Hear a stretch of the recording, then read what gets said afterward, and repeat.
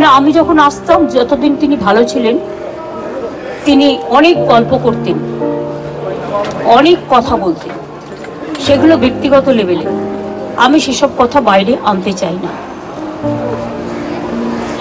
আমার সাথে দেখা হয়েছে সিঙ্গুর আন্দোলনের পরে, গোপাল গান্ধী যখন গভর্নর ছিলেন, একটা সুন্দর পরিবেশে আলোচনা হচ্ছিল। গোপাল গান্ধী তখন জিজ্ঞেস করলেন, আচ্ছা বলুন তো, ভরা থাক গানটার অন্তরাটা কি? উনিও বসেছিলেন, আমিও বসেছিলাম। আমি তখন বলেছিলাম, যে পথে যেতে হবে সে পথে তুমি একা, নয়নে আধার হবে, ধ্যানে আলোক রেখা। এই ঘটনাগুলো আমার মনে পড়ে।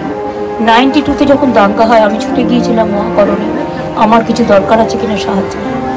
আমি যখনই কোনো পরিস্থিতি দেশে বা রাজ্যে হয়েছে যেটা রাজনীতির ঊর্ধ্বে থেকে শান্তি রক্ষা করার জন্য, সেটা আমি সবসময় করেছি।